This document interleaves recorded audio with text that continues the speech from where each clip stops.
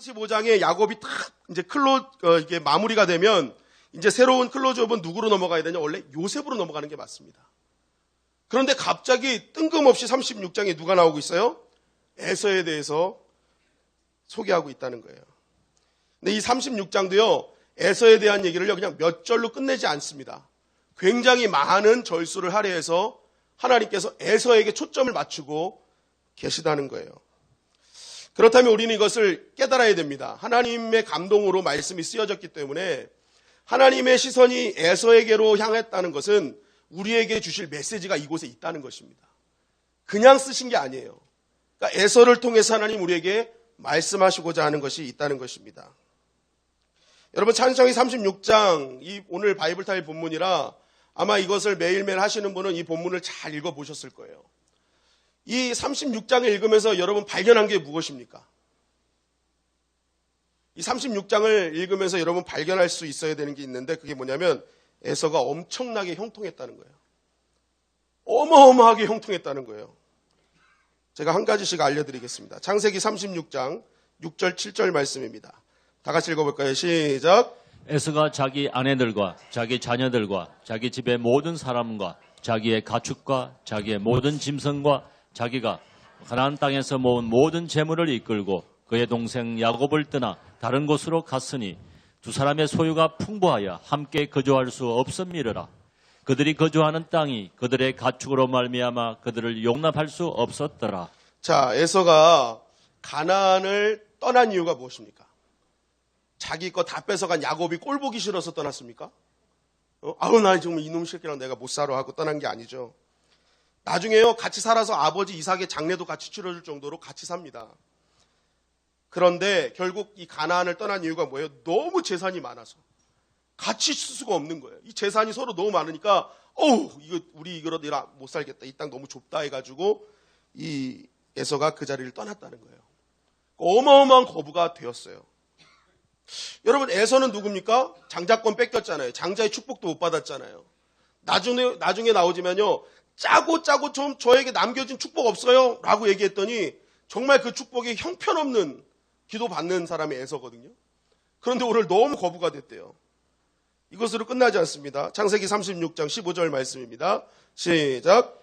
에서 자손 중 족장은 이러하니라. 에서의 장자 엘리바스의 자손으로는 대만 족장, 오말 족장, 스보 족장, 그바스 족장과 네, 이 15절부터는 계속 그 에서 가문에서 족장이 일어났다는 걸 하면서 족장의 가문들의 이름, 족장들의 이름을 쭉 얘기한단 말이에요.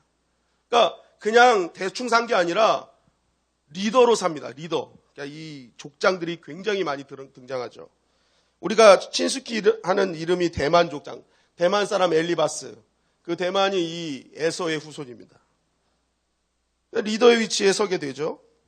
또 창세기 36장 24절 말씀입니다. 시작. 시브온의 자녀는 아야와 아나며 이 아나는 그 아버지 시브온의 나귀를 칠 때에 광야에서 온천을 발견하였고. 네. 광야에서 뭘 발견했습니까? 찜질방의 원조가 여기서부터 시작됐습니다. 광야에서요, 막 그냥 물도 아니고 뭘 발견했어요? 온천이 발견돼요. 그러니까 뭐 가는 곳곳마다 막 엄청난 은혜들이 벌어졌다는 거예요. 또 창세기 36장 31절입니다. 시작. 이스라엘 자손을 다스리는 왕이 있기 전에 에돔 땅을 다스리던 왕들은 이러하니라. 자, 이스라엘은 야곱의 자손들이죠. 야곱의 자손들이 왕 있기도 전에 벌써 에돔의 자녀들은 뭐가 있어요? 왕정 체제를 만들었다는 거예요. 왕국을 형성했다는 거예요. 이 가만히 보니까요, 정치, 사회, 뭐 경제면에서 뭐 뒤떨어지는 게 하나도 없는 사람들이 에서와 그 후손들이었다는 거예요. 그러니까 이 족보를 가만히 보면 에서를 비롯한 그 후손들이요, 너무너무 잘 살았어요. 세상적으로 볼 때 뭐 하나도 꿀리는 것이 없는 인생들이었다. 여러분, 이것이 더 놀라운 이유가 뭔지 아십니까? 그 야곱의 후손들이요, 400년 동안 애굽에서 종살이 할 때 이 에서의 후손들은요, 에돔 땅에서요, 왕정 체제를 유지하면서 왕으로 살아갔다는 거예요. 축복은 누가 받았어요? 야곱이 받았어요. 그 후손들이 그럼 잘 살아야죠. 하나님이 선택받은 민족 아닙니까? 그럼 막 더 떵떵거리며 살아야 되는데 이 야곱의 후손들은 종살이하고 있고 아무것도 받지 못했던 에돔의 후손들은요, 뭐 왕정 체제를 이뤄서 정치, 경제, 사회, 문화를 주도하는 인생을 살더라는 것입니다. 뭐 어마어마한 은혜처럼 보여지는 거죠. 여러분 창세기 27장 28절 29절을 통해서 이 이삭이 야곱을 이렇게 축복했죠. 시작. 하나님은 하늘의 이슬과 땅의 기름짐이며 풍성한 곡식과 포도주를 내게 주시기를 원하노라. 만민이 너를 섬기고 열국이 내게 굴복하리니 내가 형제들의 주가 되고 내 어머니의 아들들이 내게 굴복하며 너를 저주하는 자는 저주를 받고 너를 축복하는 자는 복을 받기를 원하노라. 자, 야곱에게 줄 복을 다 줬어요. 너 내가 함께 할 거야. 너 저주하는 자 내가 저주할 거고 너에게 축복하는 자 난 복 줄 거야. 열국이 너에게 굴복할 거야. 너의 어머니 아들들이 내게 굴복할 거야. 얼마나 풍성한 은혜와 축복의 약속입니까? 근데 이것을 가만히 보니까 야곱에게 준 건데 누가 받고 있는 것 같아요? 에서가 받고 있는 것 같아요.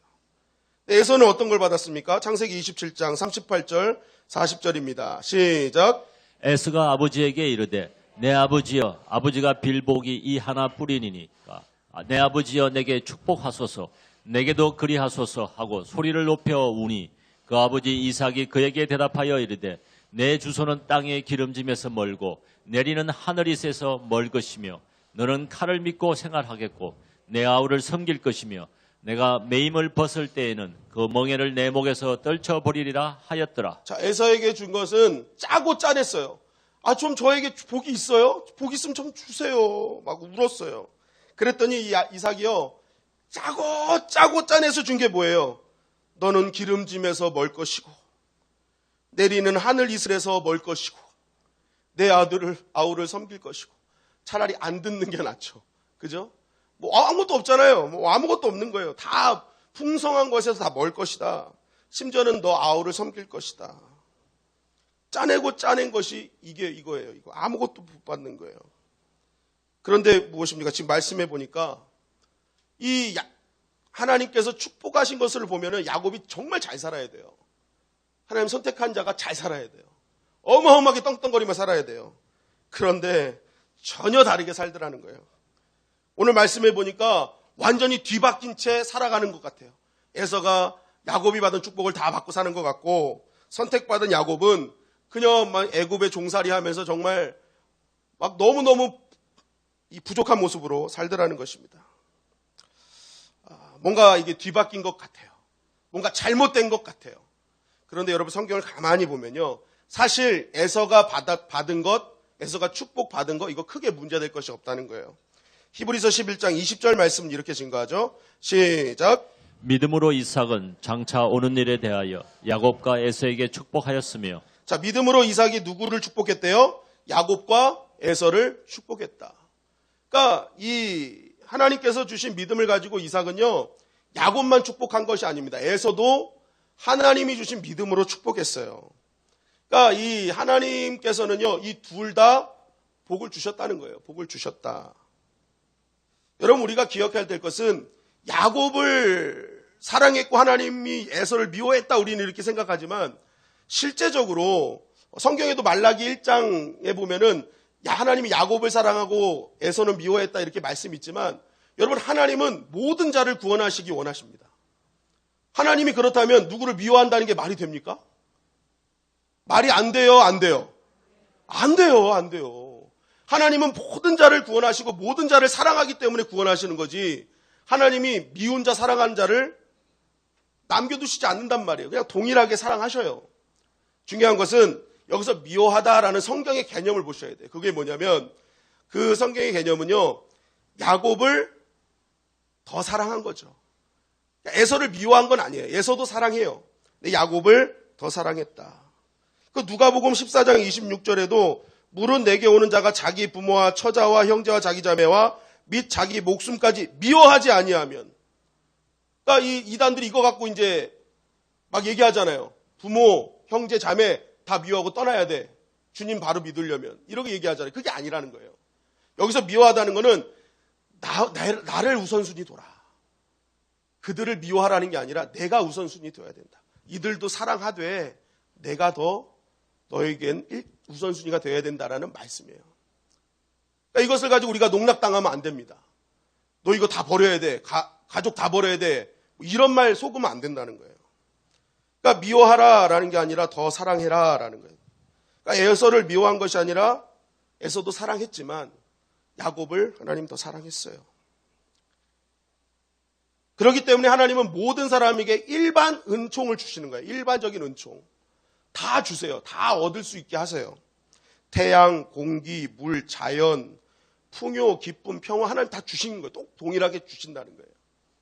이제 문제가 되는 게 무엇이냐? 하나님께서 일반 은총이란 일반 은혜를 우리가 다 주시는 이유가 있어요. 그것을 바라보면서 어떤 걸 느끼라는 거냐면 하나님을 믿을 때 이거는 견본품에 불과하는 거예요. 우리에게 일반적으로 모두에게 주시는 것은 견본품에 불과하다는 거예요. 진짜 하나님 제대로 따를 때 이거보다 더 큰 은혜가 기다리고 있다. 하나님 그것을 알게 하시기 위해서 우리에게 풍요를 허락하실 때가 있다는 것입니다. 그러니까 우리가 믿지 않는 자는 왜 이렇게 저렇게 잘 살지? 때로는 믿지 않는 자가 더 잘 살 때도 있거든요. 그럼 하나님은 날 사랑하지 않는 건가? 이게 아니에요. 하나님은 누구에게나 풍요를 허락하신단 말이에요. 근데 중요한 것은 하나님은 그것을 통해서 깨닫기를 원하시는 거예요. 이 땅에 너에게 주는 것 그것을 통해서 참 좋지. 그러면 너희는 나와 함께 있을 때 그것보다 더 대단한 은혜를 얻게 될 거야. 에서에게도 마찬가지입니다. 하나님은 에서에게 이러한 풍요함을 주셨어요. 너 내가 함께하고 있다라는 증표죠. 지금 누리는 복 그거 내가 준 거야. 그리고 내 앞에 서면 더 줄 거야. 이거와 상상할 수 없는 더 큰 은혜가 있어 라는 거죠. 그런데 에서는 뭐예요? 이것을 깨닫지 못하고 어떤가요? 더 좋은 곳이 있는데 견본품에 만족하는 인생으로 전락하고 말았다는 거예요. 그 눈에 보이는 좋은 것만 보는 인생. 그래서 결국 에서의 족보는 뭐예요? 이 오늘 본문의 36장으로 끝나버리고 만다는 거예요. 그리고 나서 하나님의 포커스는 요셉으로 등장해서 하나님의 은혜로 사는 자에게 어떤 형통함이 역사하는가라는 것을 말씀을 통해서 우리에게 쭉 알려주시는 것입니다. 그러니까 에서와 다른 야곱의 후손들, 눈에 보이는 형통함으로 끝나는 것이 아니라 더 큰 하나님의 은혜가 있음을 알고 끝까지 믿음으로 살아간 자에게 어떻게 하나님이 역사하시는지를 보여주시는 것이 요셉이라는 거예요. 요셉. 그러니까 이 에서의 이 말씀은요, 요셉, 믿음으로 사는 자와 세상에 보여주는 견본품에 만족하는 자의 인생의 차이를 정확하게 보여주시는 것이라는 거죠. 저는 저와 여러분들이 은혜가 연결되어지는 요셉의 삶이 되기를 주님의 이름으로 간절히 축원합니다. 은혜가 요셉에게 연결되어질 수밖에 없었던 이유가 바로 거기 있는 거예요. 가시적인 은혜에 만족하는 인생이 아니라 하나님과 동행함으로 진정한 형통이 무엇인지를 알게 하는 인생을 산 사람에게 하나님이 어떻게 역사하시는가. 근데 이 에서는 그렇지 못했다는 거예요. 그렇다면 에서는 왜 이렇게 살아갈 수밖에 없었는가? 창세기 36장 2절 3절은 이렇게 증거합니다. 시작. 에스가 가나안 여인족 헷 족속 엘론의 딸 아다와 히위 족속 시본의 딸인 아나의 딸 오홀리 바마를 자기 아내로 맞이하고 또 이스마엘의 딸 느보여스의 누이 바스맛을 맞이하였더니. 자, 성경에서 하나님이 가장 강조하는 것 중에 하나가 아내를 누구로 맞이해? 믿음의 사람으로 맞이하라는 거예요. 보이는 매력, 보이는 어떤 화려함, 그것을 아내를 맞이하지 말고 항상 하나님이 약속한 약속의 자녀와 이 족장들은 다 부인을 맞이했어요. 그런데 에서는요, 부인을 맞이할 때 어떤 여자를 맞이했다? 이방 여인, 가나안 여인을 맞이했다. 여러분 나중에 솔로몬을 통해서도 알지만 이방 여인을 맞이했다는 것은 결국 뭐랑 연결됩니까? 우상숭배랑 연결되잖아요. 그러니까 이방 여인이 가져온 우상숭배, 그러니까 이게 뭐예요? 그 우상들이 주는 뭔가 달콤함을 본 거예요. 이 에서의 눈에는요, 지금 눈에 보이는 가시적인 축복만 보이는 거예요. 그러니까 하나님이 주시는 것도 있지만 가나안의 신이 주는 달콤함을 보고 뭐예요? 이 가나안 여자들을 취하는 거예요. 그래서 그 신을 같이 받아들이는 것입니다. 그리고 3절에 보니까 또 뭐예요? 이스마엘의 딸이라고 되어 있습니다. 여러분 족보로 쭉쭉쭉 내려올 때 진짜 원줄기는 누구예요? 아브라함과 이삭과 야곱 이렇게 흐르는 거잖아요. 그런데 지금 이 에서가 붙잡은 줄기는 뭐예요? 이스마엘 줄기를 붙잡더라는 거예요.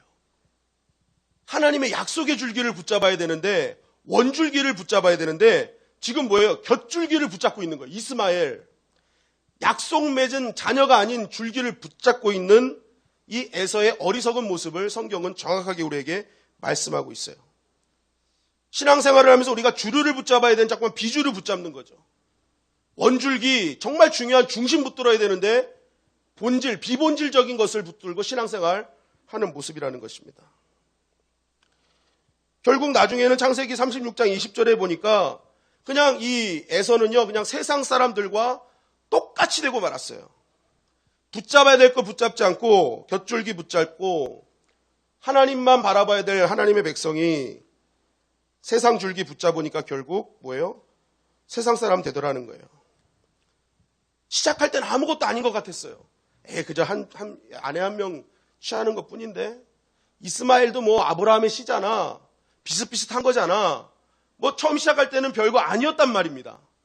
그런데 나중에 보니까 이 모든 걸 양보하고 타협하다 보니까 이 하나님의 말씀과 은혜로 살아야 될 백성이 그냥 세상에 눌러앉아 사는 인생으로 변질되더라는 것입니다. 에서는 끝까지 하나님 붙들었어야 됩니다. 하나님 그것을 알려주신 거예요. 내가 함께 있을 때, 너 함께 있을 때, 너 곁까지 붙들지 말고 본질 붙들 때 너에게 주는 은혜 기억해라. 그리고 하나님과 더 함께하면 그 이상의 것을 뭐예요? 너에게 주겠다라는 하나님의 음성이 있음에도 불구하고 이 에서는 자꾸만 보여지는 화려함, 세상에 도취되는 삶으로 나아가다라는 거예요. 여러분, 하나님께서 주시는 풍요는 우리가 누려야 될 줄 믿습니다. 풍요를 누리는 건 나쁜 것이 아닙니다. 우리는 마음껏 누려야 돼요. 그러나 중요한 것이 무엇입니까? 하나님은 채우시고 하나님은 반드시 우리에게 주시는 분이지만 믿음의 사람은 그것이 전부인 것처럼 살아서는 안 된다는 거예요. 하나님 반드시 다 주셔요. 채우세요. 그런데 그것이 전부인 것처럼 거기에 목매서 사는 인생을 살면 결국 뭐예요? 에서와 같이 살게 될 수밖에 없다. 하늘의 풍요, 하나님께서 진정으로 준비하신 것과 연결해서 이것이 전부가 아닌 것처럼 살아가는 인생, 더 큰 하나님의 은혜를 기대하는 인생, 그래서 하나님께 붙드는, 하나님께 붙어있는 인생이 돼야 되는 것이 우리의 본분임에도 불구하고 오히려 지금 눈앞에 보여지는 것만 붙들고 살아가는 격가지 인생 살 때 결국 그것이 하나님과 멀어지는 그런 계기가 될 수 있다는 것입니다. 그래서 진짜 축복은 무엇입니까? 눈에 보이는 가시적인 것보다 더 완벽히 준비된, 보이지 않지만 더 완벽히 준비된 하나님의 은혜를 보는 눈이 진짜 영적인 눈인 줄 믿습니다. 그게 축복의 눈이라는 거예요. 여러분, 우리가 인생을 살아가면서 때로는 내 삶이 이해되지 않을 때가 있어요. 나 하나님 믿었는데, 나 은혜 많이 받았는데, 그럼 내 삶이 확 바뀔 줄 알았어요. 뭔가 대단할 줄 알았어요. 그런데 어떻게 됩니까? 오히려 예전보다 못한 것 같아. 믿지 않는 사람들이 더 잘 사는 것 같아. 뭔가 대단한, 나는 뭔가 달라질 줄 알았는데 여전히 똑같은 인생 사는 나의 모습을 보며 낙심 절망하고 있단 말이에요. 그런데 우리가 그럴 때일수록 어떻게 해야 되는 거예요? 더 본질 붙잡아야 되는 거예요. 하나님께서 준비된 더 큰 은혜가 있음을 기억하고 뭐예요? 더 하나님께 붙들고 살아가는 인생이 되어야 된다는 것입니다.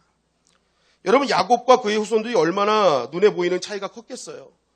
축복은 분명히 우리 조상이 받았는데 왜 우리는 종살이 살고 쟤네는 왕정체제로 살지? 도대체 이게 뭐지? 얼마나 살면서 매일매일이 그것이 퀘스천이 아니었겠습니까? 그럼에도 불구하고 야곱의 후손들은요, 어려움이 올 때 결국은 뭐예요? 하나님 붙잡았다는 거예요. 출애굽기도 보십시오. 노예 살다가 결국 나중에는 뭐예요? 하나님께 구했더니 하나님 모세를 보내주시잖아요. 그러니까 우리가 본질을 봐야지 자꾸만 격까지 붙들고 살면 안 된다는 것입니다. 그것 보이기 때문에 그것이 막 화려하다고 해서 믿지 않는 자들과 멍해를 같이 하는 인생을 살아가서는 안 된다는 것이죠. 여러분, 신앙생활은 어떤 일이 있어도 말씀 중심으로 살아가야 될 줄 믿습니다. 말씀이 본질이에요, 본질. 어떤 분과 이야기를 나누는데 우리 그 믿음의 조상들이 강했대요. 신앙이 강했대. 그래서 왜 강했을까 봤더니 옛날 조상들은요 다 강해 설교를 들어서 강했대요. 요즘은 뭐 주제 설교하고 막 제목 설교해가지고 다 이상해졌대. 그래서 강해 설교로 돌아가야 된대요. 그럼 어떻게 해요? 강해진대요. 그거 일리가 있어요. 일리가 있어요. 말씀을 그대로 보는, 말씀 붙드는 신앙, 말씀을 내 삶에 풀어내는 신앙, 여러분 그때 강해지는 줄 믿습니다. 그런데 우리가 신앙생활하면서 자꾸만 이 본질인 말씀 붙들어야 되는데 내 생각 붙들고 주변에 사람 말 붙들고 심지어는 믿지 않는 심리 상담사 말이 진리인 줄 알아요. 그게 막 전부인 줄 알고 따라간단 말이에요. 여러분 절대로 신앙은 비주류 붙잡으면 승리할 수 없습니다. 본질 붙잡아야 이기는 줄 믿습니다. 그래서 고린도후서 6장 14절에 이렇게 증거합니다. 다 같이 읽겠습니다. 시작. 너희는 믿지 않는 자와 멍에를 같이 하지 말라. 의와 불법이 어찌 함께하며 빛과 어둠이 어찌 사귀며. 자, 믿지 않는 자와 멍에를 같이 하지 말라. 이게 본질이란 말이에요. 이게 그러니까 너희 믿음은 믿지 않는 자와 절대 멍에를 같이 해서는 안 돼. 그러니까 에서는 뭐예요? 믿지 않는 자와 멍에를 같이 가잖아요. 그래서 주님이 이렇게 말씀하시는 거예요. 마태복음 11장 29절입니다. 시작. 나는 마음이 온유하고 겸손하니 나의 멍에를 메고 내게 배우라. 그리하면 너의 마음이 힘을 얻으리니. 자, 힘들고 어려울지라도 믿지 않는 자 비본질과 멍에를 멍에 매지 말라는 거예요. 누구와 멍에를 같이 해라? 주님과 함께 하라는 거예요. 주님이 맨 멍에 같이 지라는 거예요. 그런데 중요한 건 뭐예요? 그 멍에를 매면 어떻게 된다는 거예요? 쉼을 얻는다는 거예요. 쉼. 이게 중요한 것입니다. 하나님이 왜 주님이 내 멍에 같이 져라고 하실까요? 쉼을 주기 때문에 그래요. 그럼 멍에는 뭡니까? 멍에 매고 같이 일하는 거잖아요. 그럼 그게 어떻게 쉼이 될 수 있어요? 멍에는 같이 지고 일하는 거거든요. 근데 이게 가만히 이렇게 찾아보니까 그 멍에는 저번에도 한번 말씀드린 적 있지만 결의와 호리로 나눠지잖아요. 그래서 결의는 2마리 소가 끌고 가는 게 결의, 호리는 1마리 소가 끌고 가는 게 호리. 그래서 그 결의는 2마리 소인데 1마리는 안소, 마라소. 그리고 호리를 멍에를 매는 소는 호리소. 근데 여기서 말하는 건 뭐예요? 2사람이 같이 멍에를 매는 거거든요. 믿지 않는 자와 멍에를 같이 하지 마라. 믿지 않는 자가 끌고 가는 멍에 매지 말라는 거거든요. 그리고 주님은 내가 지금 끌고 있는 멍에를 같이 매자라는 거예요. 중요한 것은 무엇입니까? 여기서 먼저 맨 소가 뭐예요? 안소거든요. 안소. 그 소가 일을 다 하는 겁니다. 이 마라소는 밖에, 그러니까 농부가 봤을 때 왼쪽에 있는 소입니다. 이 마라소는요, 안소가 하는 일을 그저 따라가면서 일을 배우는 것뿐이에요. 그래서 안소가 일을 다 합니다. 그리고 마라소는 계속 몇 년 동안을 같이 일하면서 그 안소가 어떤 일을 하는지 따라가면서 배우는 거예요. 그러니까 실제적인 일은 누가 다 하는 거예요? 안소가 다 해요. 내가 모든 일을 안소 해가지고 안소예요. 모든 일을 다 안소 내가. 안고 다 하는 거예요. 근데 보십시오. 믿지 않는 자가 먼저 안소가 되어서 끌고 가면은 나는 어디로 끌고 가는 거예요? 다 세상으로 끌고 가는 거예요, 그냥. 다. 그런데 예수 그리스도가 십자가의 길, 믿음의 길, 정말 어려운 그러한 밭에 있는 모든 돌무더기 다 꺼내놓고 뒤집어 놓고 그거 주님이 다 끌고 가면서 다 해놓으면요. 나는 마라소로 그냥 따라가기만 하면 일은 주님이 하시기 때문에 나는 그냥 쉬는 거예요. 주님이 그 모든 문제 해결해 주시겠다는 것입니다. 그러니까 본질은 끝까지 주님 붙드는 거예요. 격까지 붙들지 말고 비본질 붙들지 말고 끝까지 주님 붙드는 자가 결국 뭐예요? 더 큰 하나님의 은혜를 경험할 수 있다는 거예요. 여러분 우리는 부족하고 무능력합니다. 그거 주님이 아셔서요. 주님이요. 내가 멍에 져줄게 하는 거예요. 너는 나만 따라와 라는 것이죠. 그저 나와 발걸음만 맞춰주지 않겠니? 함께 호흡만 좀 맞춰주지 않겠니? 너에게 힘든 거 시키지 않을게. 그냥 나만 따라와. 내가 안소가 되어줄게. 이게 주님의 사랑인 줄 믿습니다. 우리가 그 길 천천히 따르다 보면요. 나는 여전히 부족하지만 내가 어느 순간 언제 그렇게 됐는지 모르지만 내가 크리스찬의 길을 조금씩 걷게 되는 것입니다. 여러분 오늘 에서의 실패는요. 비본질적인 거 자꾸만 붙들었어요. 세상 여자, 이스마엘의 후손 자꾸만 비스무리한 것만 붙잡으니까 뭐예요? 결국 하나님의 축복에서 멀어지는 인생. 여러분, 주님을 따라가면 더 차원 높은 은혜가 기다리고 있는 줄 믿습니다. 그래서 우리는 끝까지 주님 붙들어야 되는 거예요. 두 번째로 이 말씀을 통해 우리에게 주시는 것은, 이 에서는요, 영적인 것보다 육적인 것을 더 소중히 여겼다는 거예요. 창세기 36장 7절 8절 말씀입니다. 시작. 두 사람의 소유가 풍부하여 함께 거주할 수 없음이라. 그들이 거주하는 땅이 그들의 가축으로 말미암아 그들을 용납할 수 없었더라.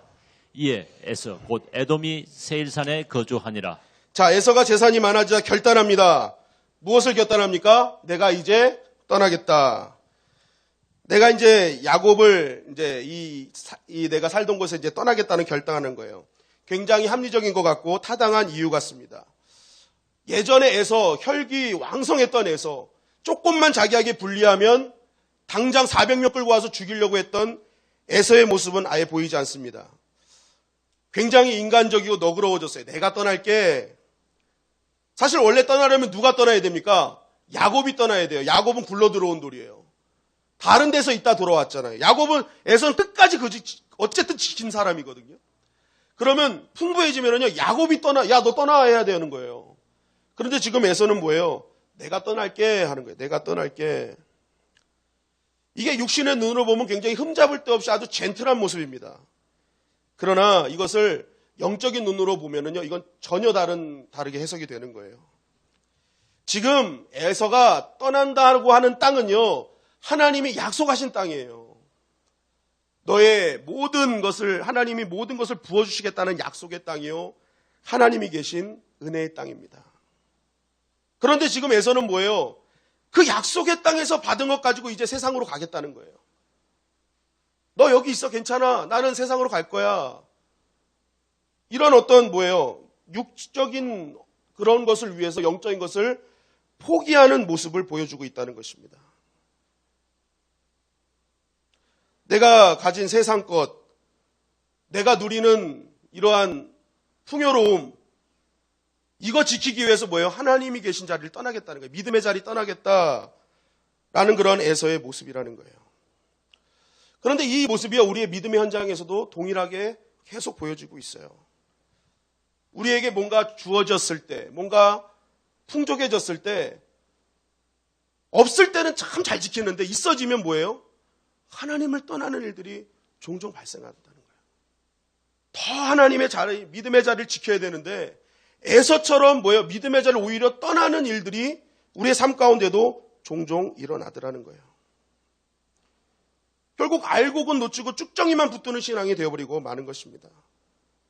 세상 즐거움, 세상 욕심, 인간적 자존심, 감정 같은 거 다 내세우다가 주신 은혜 잃어버리고 사명 잊어버리고 주신 하나님의 축복까지도 잊어버리는 일들을 우리가 우리 손으로 하고 있다는 것입니다.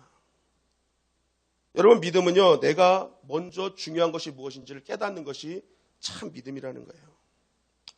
여러분, 결국 믿음의 승자가 되기 위해서 우리가 기억할 것은, 한번 따라 하실까요? 떠나는 자가 아니라 돌아오는 자가 되어야 된다. 네, 여러분, 우리가 믿음의 승자가 되기 위해서는요, 절대로 떠나는 자가 되어서는 안 됩니다. 반드시 자리를 지키고 돌아오는 자가 되어야 돼요. 여러분, 신앙생활을 하면 넘어질 때도 있어요. 좌절할 때도 있습니다. 죄를 지을 때도 있고요. 너무너무 부족한 나의 모습을 발견할 때가 있습니다. 여러분, 우리 육신의 모습을 갖고 있기 때문에 그럴 수밖에 없어요. 그런데 중요한 것은 택한 백성은, 하나님의 믿음의 사람은 그것을 발견할 때 절대로 그것 때문에 낭망하고 좌절해서 부끄러워하지 말고 따라할까? 돌아와야 된다. 돌아와야 되는 거예요. 돌아와야 되는 거예요. 여러분, 아브라함이 본토 친척 아비집을 떠났습니다. 하나님 떠날 때 과감히 떠났어요. 왜 그랬습니까? 첫째는 하나님의 말씀이기 때문에 그렇고요. 두 번째는요, 아브라함이 깨달았잖아요. 하나님의 백성이 하나님이 원하시는 자리에 있어야 되는데 떠났을 때 어떤 일이 벌어졌어요? 자기 동생이 먼저 죽고 자기 아내는 임신하지 못하는 일들이 벌어지게 됐습니다. 자기는 노아의 후손이에요. 하나님께서 살려주신 백성의 후손이란 말입니다. 그런데 어느 순간 자기들은 그 자리를 떠나서 바벨탑이 세워졌던 갈대아 우르에서 우상장사하면서 그곳에서 편안하게 살고 있는 자신의 모습을 발견했어요. 아, 나에게 일어난 모든 일들은 하나님을 떠나서 일어난 일이구나라는 것을 깨닫게 된 것입니다. 그러니까 뭐예요? 하나님을 떠나서 벌어진 일은 하나님께 돌아가면 해결된다는 믿음이 생겼습니다. 그러니까 뭐예요? 하나님이 돌아와라. 본토 친척 아비집을 떠나라 하는 말씀에 그 결단을 하고 떠났던 것입니다. 여러분, 우리가 어떤 삶에 적응된 자리, 풍족한 자리, 관계가 형성된 자리를 떠난다는 것은요, 쉬운 일이 아닙니다. 아브라함은 70년 이상을요, 그 땅에서 적응된 사람입니다. 모든 관계가 이루어진 사람이에요. 거기서 모든 경제 생활을 이룬 사람입니다. 그런데 그 자리를 한순간에 떠난다? 이거 쉬운 일이 아니었다는 거예요. 그리고 하나님이 야, 떠나면 내가 어마어마한 상급을 줄게. 너 준비된 은혜가 있어. 약속한 것도 아니었어요. 그냥 떠나라 하신 거예요. 아무것도 보이지 않았어요. 나이가 이뤄놓은 게 너무 많았어요. 그럼에도 불구하고 하나님이 떠나라 하니까 하나님을 떠난 자에게 일어난 모든 일들을 떠나면 결국 불행이구나라는 걸 깨닫는 아브라함은 과감하게 믿음의 자리로 돌아가더라는 것입니다. 하나님이 계시지 않는 자리를 떠나자 하나님은 아브라함을 복의 근원으로 만들어주셨어요. 하나님이 평생 지켜주시는 인생이 되었죠. 당장 아무것도 보이지 않았지만 하나님은 그 결단을 한 아브라함의 믿음을 보시고 그 믿음대로 하나님이 역사해 주셨다는 것입니다. 그런데 지금 에서를 보세요. 완전히 반대예요. 하나님께서 그 자리를 통해서 재산을 주시고 하나님께서 깨닫기를 원하시는데 오히려 그 주신 비본질적인 재산 지키기 위해서 약속의 땅을 버리고 떠나는 에서의 모습. 결국 하나님을 떠난 자의 형통은 영원하지 못했죠.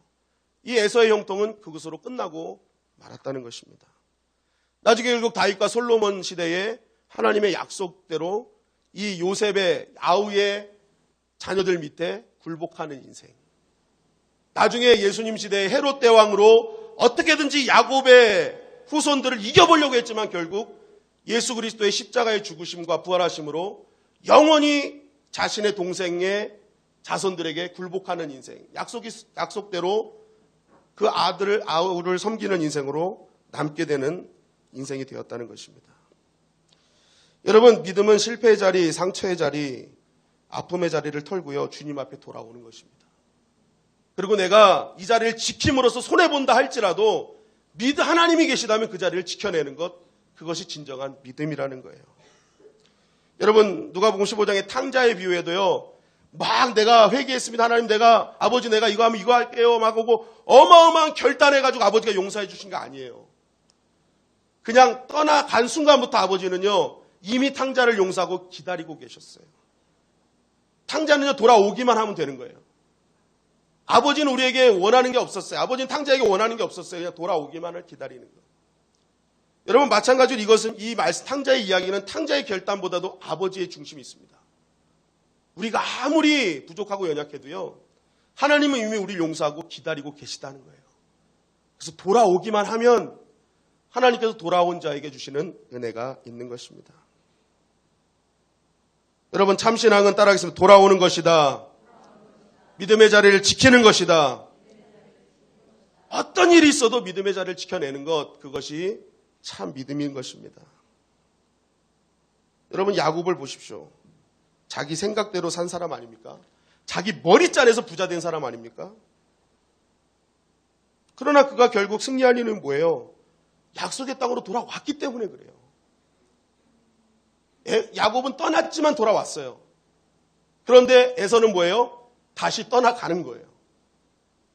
여러분, 신앙의 핵심은 오늘 이 말씀을 통해서 하나님이 우리에게 정말 말씀하고자 하는 것은 너희는 떠나는 에서가 되지 말고 돌아오는 야곱이 되라는 것입니다. 어떻게든지 믿음의 자리 떠나지 말고 그 자리 지키고 혹시라도 떠났다면 돌아오는 야곱 되라는 거예요. 그럴 때 요셉으로 연결되는 은혜가 있게 된다는 것입니다. 여러분, 우리의 가문이 요셉으로 연결되는 인생이 되기를 주님의 이름으로 간절히 축원합니다. 혹시 내가 믿음의 자리, 사명의 자리 조금 떠나 있습니까? 주님 떠났다고 뭐라 하지 않으세요. 중요한 건 돌아오면 더 큰 은혜를 베풀어 주실 줄 믿습니다. 그가 우리가 믿는 하나님이시라는 거예요. 여러분, 떠나는 에서가 돼서 있는 것마저 빼앗기는 자가 되지 마시고 돌아오는 야곱이 돼서 준비하신 더 큰 은혜를 누리는 저와 여러분들이 되시기를 주님의 이름으로 간절히 축원합니다.